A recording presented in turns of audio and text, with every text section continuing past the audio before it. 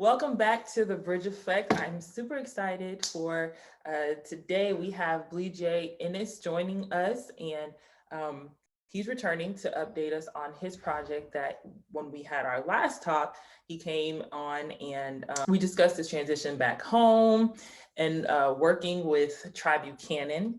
And so Bleejay has had some amazing opportunities, and he's here to share them with us today. So Bleejay, thank you for coming on. And Thank you. this has been like busy and exciting time for you. Can you just tell us about the project and how the opportunity presented itself for you? Yeah. So again, thank you for having me. It is a pleasure to be on. Thank you for the last interview we did together. It was like a spike in our business. Everybody was coming, say, "Hey, I saw your interview on YouTube that you guys did." So shout out to Bridge Effect. You guys are true to your name, really effective. Thank So you. I should get some type of commission. But I'll take it. That makes my money for. Yeah, let's do that. But yeah, so this project in particular is called the Liberian Learning Center. The Liberian Learning Center is a project that has been established and dreamed up by a Canadian organization called Empowerment Squared. They're a nonprofit organization that is led by a former Liberian refugee called Leo Johnson. And Leo is also the president of the Liberian Association in Hamilton, Canada. And this project is kind of his baby that he's dreamed up along with Mayor Pam Taylor of Paynesville City Corporation. So the project is a partnership between Empowerment Square, Leo's organization, and the City of Paynesville. And this has been a project that they've been dreaming up for years. And we kind of snuck into the picture by divine favor. I happened to be on a flight heading back to Liberia one time, and I was sitting next to a friend of mine on the flight, and we were just talking about business, about our vision and passion for Liberia, and there happened to be a Liberian guy from Canada sitting behind us, who was traveling to Liberia for the groundbreaking ceremony of this project. And he jumped in our conversation. "Hey, I like what you guys are talking about. I love the vision and the passion." And he asked me if I knew about the project. He said, "Hey, all these people on the plane are from Canada, and they're going back to Liberia to break ground. The vice president's going to be there, the mayor." And I was like, "Nope, never heard of the project." He's like, "Well, you're in construction. It'd be good for you to come. You're a young guy. It'd be good for you to come and meet some people." Ironically, I missed that groundbreaking that day. At Paynesville City Hall, because I was super busy. But the guy ended up calling me, following up with me, and said, "Hey, I didn't see you. What's going on? I want you to come and meet some people anyways." And from there, a relationship was birthed. When the team went back to Canada, there was just a lot of information, technical information that they needed that they couldn't get their hands on. And every time they would reach out to me, I would respond back within seconds. If there was something that I didn't know, I'd say, "Hey, give me a week, give me 2 weeks, let me find this out." And honestly, I was, and my team we were invested in what they were doing, because it was such an exciting project for Liberia. Having the first modern library and learning centers is something that excited us. So we started dealing with them more so as partners, and they reached out and said, "Hey, we're not looking for a contractor, we're looking for a partner. So what would it take for you guys to partner up on this? Because, unfortunately, this is not going to be a typical, hey, we have all the money, we give you the money for the project type of relationship. We need someone who can work with us. Our funding comes in delayed with nonprofit funding. So we need someone who can work with us on the construction schedule and timeline so that this vision comes to reality, and can also help us fundraise if need be." So these were all things I was excited about, and our company decided to partner up with them on this project. So we're excited to be a contractor and a partner on the first modern library that is proposed to be erecting in Liberia. That is awesome. Being on the right plane at the right time and actually like having good conversation with other people. That's cool. Real. So that's awesome that they called you in to not only be the contractor, but to also partner with them. What does the process entail with conducting such a huge project as both contractor and partner? Yeah, so it's been an extensive process. I think it's been about a year and a half since we initially had that conversation and we engaged in this relationship. And in the technical aspect, this project had already had an architectural vision. So there's an architectural firm in Canada who had drawn up the vision for how this building is going to look, how this project is going to look, but they had no on-ground context. They didn't know how much materials cost in Liberia. They didn't know the environmental factors in Liberia. And they had not completed the drawings to go to construction because there were a lot of unknowns. So they hired us. The first phase of our relationship was us coming on as a design partner. So our firm does architecture as well. So we came on, we took their vision and their initial renderings and we turned it into actual engineering drawings. We went out and we did our technical assessments. We did environmental studies. We did different type of surveys and soil testing and different things to basically confirm that what they built could actually be built in the location they had chosen, and that the final engineering drawings were going to be made to spec for the site. So that technical phase took, I would say, probably took about 4 to 5 months to complete, going back and forth with them, and we partnered up and gave a lot of our time to that project. So a lot of our architectural services, we gave a lot of time to that project, and we committed ourselves to that in the partnership. So rather than the way that we would charge a typical client for those type of architectural services, we came in and we understood the magnitude of what they were doing, and we discounted a lot of our fees heavily. We donated a lot of our other services to the project as well. When you said that the project had already kind of like been in play before they brought you on, I don't know if this would be, I guess, the appropriate question for you since they brought you on, but besides the overcrowding in Monrovia, was there any significant reason for selecting Paynesville as the center's location? Yeah, there were a lot of strategic locations that they were looking at, but Paynesville proved to be the most strategic for them. One, this was a partnership between Paynesville's corporation. I think Empowerment Squared originally started communicating about this project with the former mayor of Paynesville, I believe, Mrs. Savette Gibson, I believe her name was, and then Mayor Pam Taylor came in, and she also stuck onto the vision of wanting to see this come true. So the city of Paynesville was looking for ways that they can contribute, and they offered up the Paynesville City Corporation site as a place for this to happen. One, that site is ideally located. There are not a lot of hindrances versus like going somewhere that's completely virgin, where it's bush, where you have no access to electricity or no access to water. That'll make the project 10 times more expensive. The client was looking for ways to one, have a central location that was easily accessible, at the same time, from a technical and construction standpoint, be able to limit cost by making sure they're in an established area that had access to utilities and access to certain things that you necessarily wouldn't have to draw up from scratch. Okay, that makes sense. What I love is that the succession of the mayors kept this project going. So that is very encouraging to hear, that the succession has continued on and really saw the value in this project. I love that. What is the anticipated timeline? I know you have mentioned phases, so what's the anticipated timeline? Yeah, so this project, all things work in a way that they should take about anywhere between 12 to 18 months to complete. On June 18th, we officially started the first phase of construction, which is called mobilization. So mobilization entails you prepping the construction site. So that's demolishing all of the trees, breaking up the concrete, putting up our construction offices, temporary offices, putting up construction, fencing, making sure water's on site, storage is on site, building all of our workshops on site, carpentry workshops, steel bending workshops, basically just making the site inhabitable for what we were looking to do. That's what commenced on the 18th of June.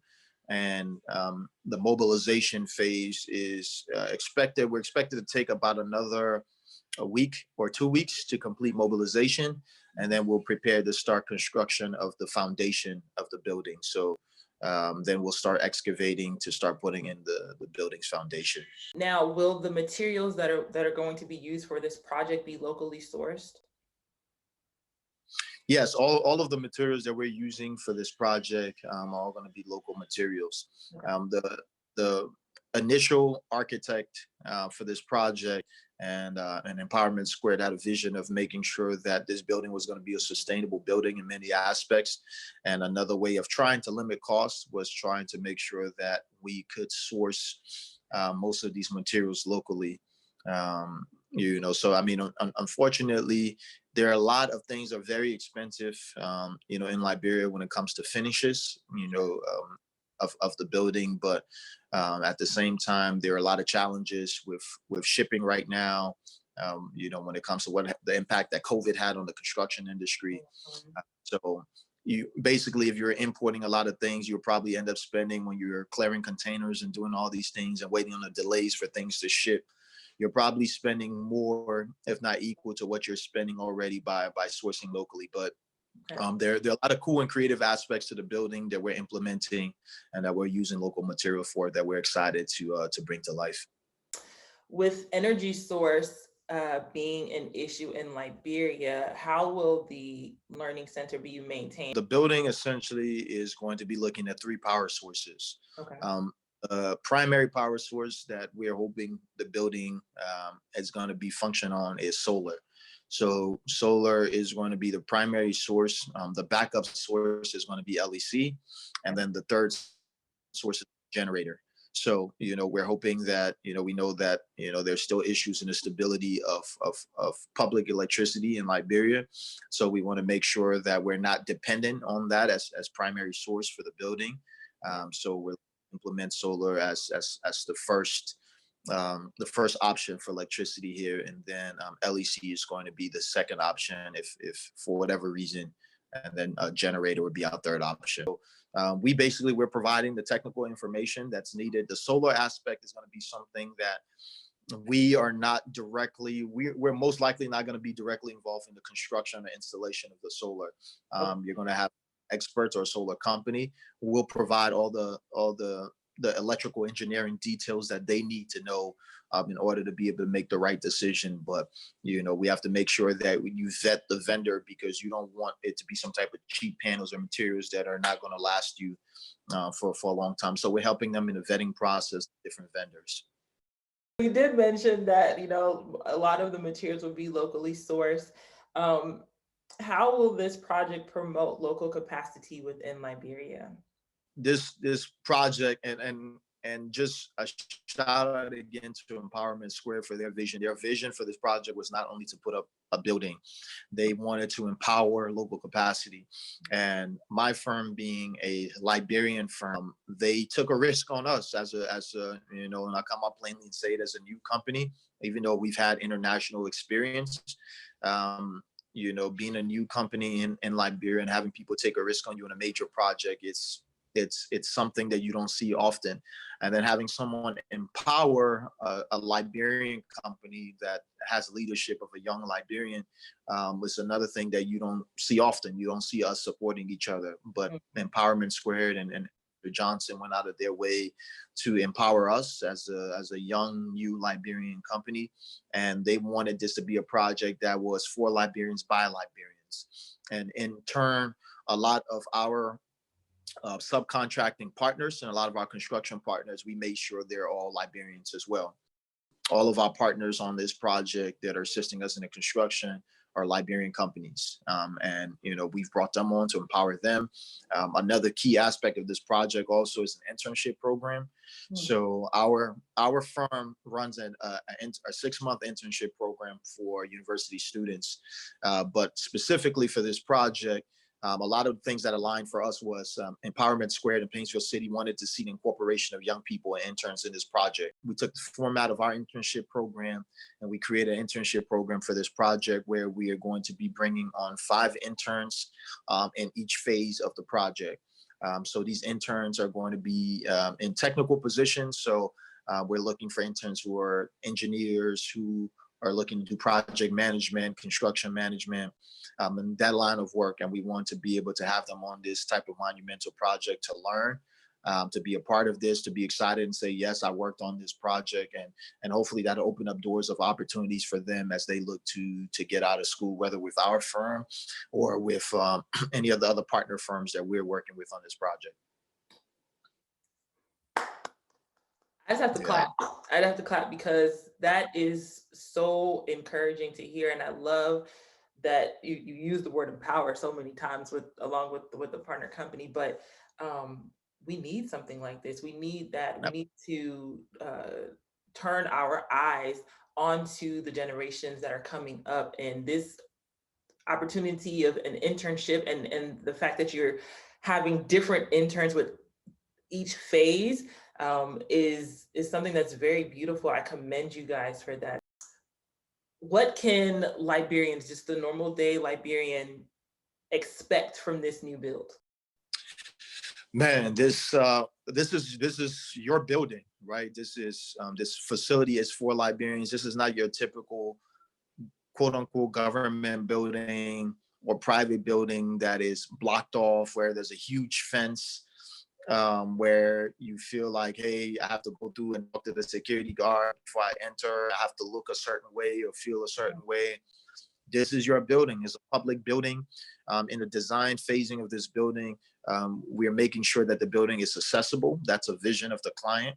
They want to make sure that this building is inviting, that children feel free in the community, feel free that they can walk on the premises of the building and sit around in the park and sit around on the benches around it and enter the building freely. So this is a building that Liberians need to take charge of. They need to take pride in. And help to maintain it. Building is going to have incubation spaces in it for entrepreneurs. There's going to be a conference room in the building.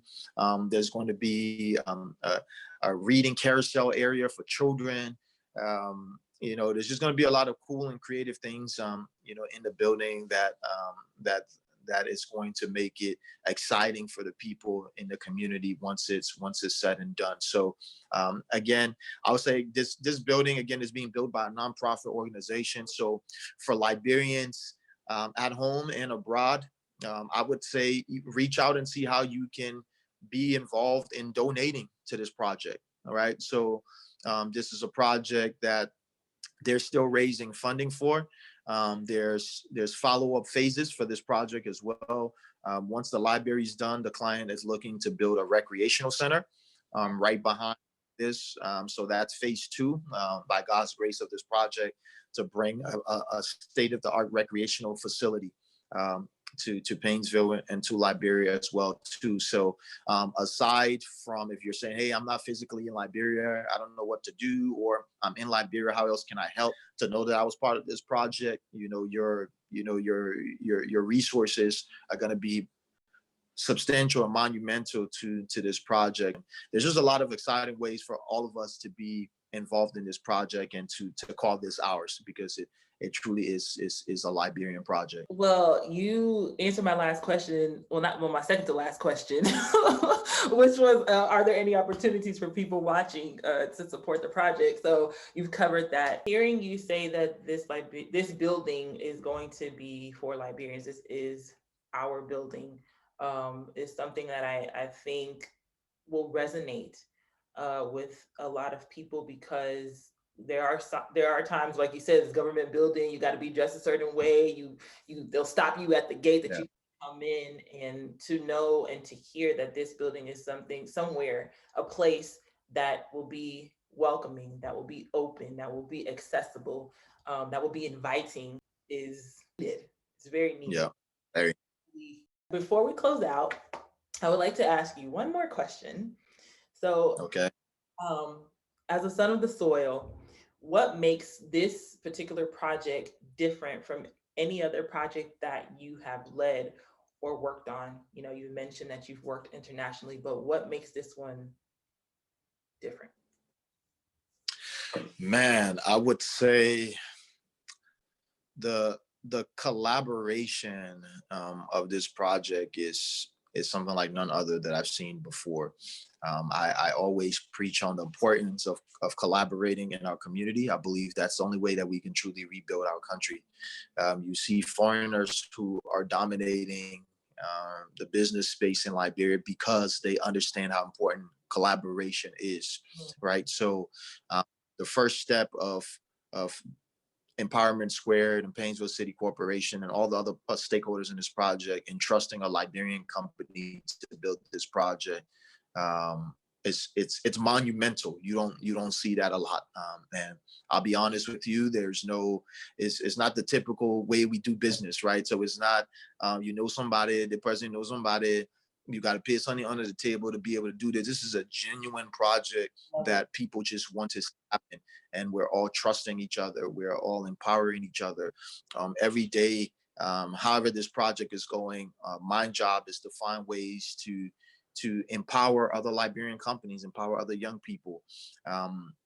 You know, bringing in the interns in this project, it's exciting for me. And you know, this project is not just a TriBuchanan project, and I think that's what is different about it. And I call it it's a Liberian project. So whoever you are, however you want to be involved in this project, you know, if you want to come and just visit the construction site, we're open to doing that. If you want to come and learn about the project, we're open to bringing you on site and learning about the project. Because again, this project is a symbol of our collaboration. And I think that's what is going to stick out to me. I think when it's done and I look at it, I'm going to say, wow, this was truly a symbol of what Liberian collaboration could be for the development of this country. So that's what it is for me. And that's what excites me about this project. And that's what makes it different. The collaboration aspect is something that I see a lot within our generation that we're really pushing for, that we understand the importance of, you know, not trying to reinvent the wheel, but if someone has done something, you see how they pulled you in because they see or they even heard what you were talking about, and you came in and you have shown obviously that you can handle the business. You're also knowledgeable as far as being a Liberian company, and so that in and of itself is something that I hope those of you who are watching and you're thinking of what to do, don't forget collaboration. Having the opportunity to work alongside your brother or your sister will be able to garner more support. And you may even learn something from the person that you're collaborating with. You see how we have done here, how Bleejay let everybody know, like the interview we did through our collaboration, even did what it did for TriBuchanan. And so I hope that this new video that we're putting out will also bring even more support to this new project that you're doing. Bleejay, thank you for coming back on and speaking with me. It's always a pleasure for us to, you know, talk and collaborate with each other. And if you could just give some information on how people can reach out to you if they want to donate, find out more about the internship, want to do a site tour, how can the people reach you? As far as donating and being connected to the project and supporting the project, if they reach out and send me an email, I can connect them with the executive director of Empowerment Squared. Email address to support the project or just ask questions about the project is Innis at TriBuchanan.com, BINNIS at TriBuchanan.com. I can connect you with the executive director of Empowerment Squared if you're looking to give any type of financial gift to the project as far as technicalities of the construction and just visiting the site and asking about questions. You can reach out to me, and if I'm involved in that directly, I will assist you in that. If not, I will push you off into whoever is responsible for, for that as well. So as always, people can reach me on Instagram, TriBuchanan's Instagram. We'll be giving a lot of updates and videos and photos on the project on our Instagram at TriBuchanan on Instagram or on Facebook. Thank you guys for tuning into the Bridge Effect. I hope you guys have enjoyed this conversation with Mr. Bleejay Innis of TriBuchanan, now working on the Liberian Learning Center in Paynesville, Liberia. Do not forget to follow, comment, subscribe, reach out to Bleejay. Thank you guys so much for tuning in. We'll see you next time. Bye. Thank you guys.